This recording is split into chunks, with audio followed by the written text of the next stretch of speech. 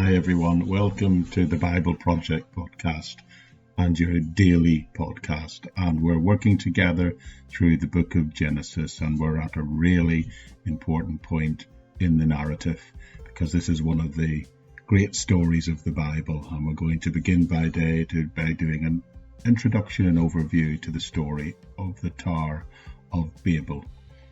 I'd remind you that this podcast has been running a while, and if you want to join at the beginning of the journey, then just go back to the beginning, either of season 1, where the first 66 or so episodes give an introduction and overview to each and every one of the individual books of the Bible, or perhaps you'd like to just drop in at the beginning of the text here in Genesis, beginning in chapter 1 verse 1, which we began at the start of season 2 of this wonderful journey together, working through the entire Bible, Lord willing, which I estimate will take between 7 to 10 years.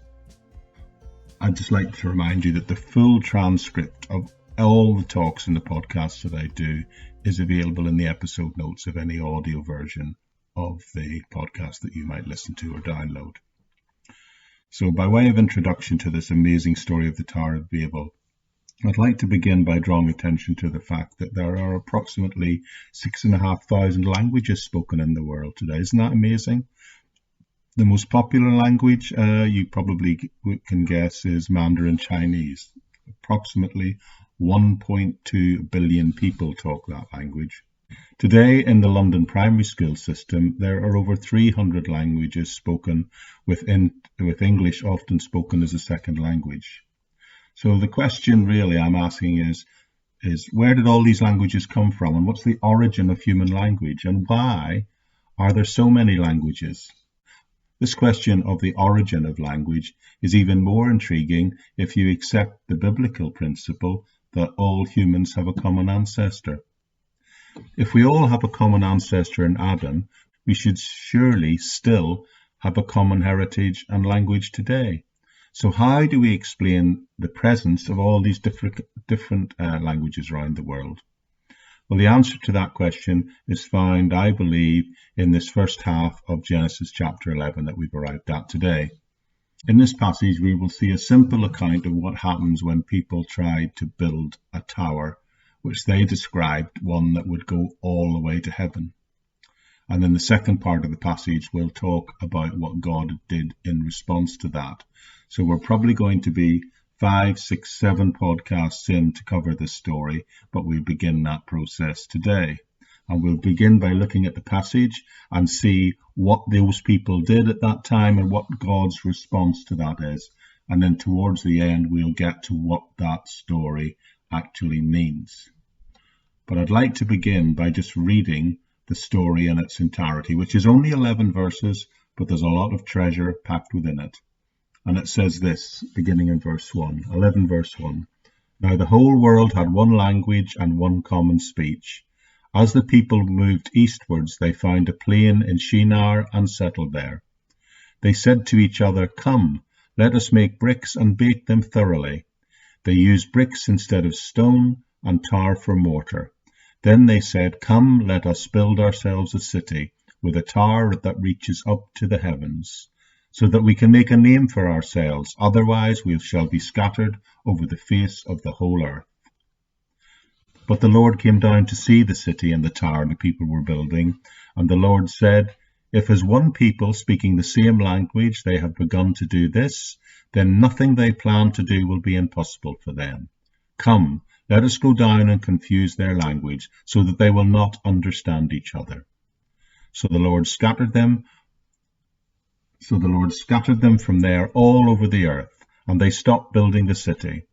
This is why it is called Babel, because the Lord confused the language of the whole world. From there the Lord scattered them over the face of the whole earth. So at this point in the text, in verse 1, the whole world is said to have had one language and one common speech. And the opening verse tells us that the whole earth had this one language, which means all the inhabitants of the earth, wherever they would spread to up to that point, were speaking the same language. Now, we need to take note of, it's important to recognize that these events that are being described here have occurred prior to what was described in Genesis chapter 9, what we looked at in the last week or so's podcasts. This is what we would commonly refer to in modern terms as a flashback. We're going back in time before the events of chapter 10. The spreading out described then is what's happened after this event. This is telling us what happened in the lead up to the scattering of the nations, and that was described first. We looked at that in the previous chapter. Verse 2 says this: as the people moved eastward, they found a plain in Shinar and settled there. Now, the Hebrew word translated moved here carries it with the idea of literally picking up everything, implying that they were moving in stages, a bit like Bedouins would today. But eventually they settle in the land of Shinar, which is near Babylon, which is where, that is? That's right, it's in modern-day Iraq. Now think about Babylon and Iraq for a moment. If you track back to chapter 9, you might remember who settled in Babylon, who we were told settled there. That's right, you may remember it was Nimrod.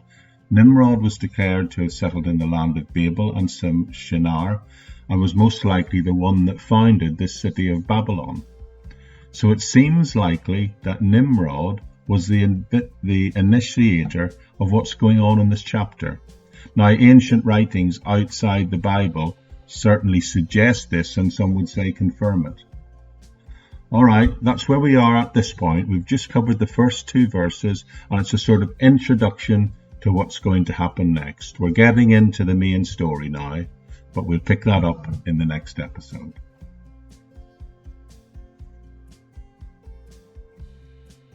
So thank you for joining me, and I hope you'll be back very soon. And don't forget to jump through and have a link either on the YouTube or the podcast page, and have a link through and see the link through to all my ministries there. Other than that, I look forward to being with you again very soon.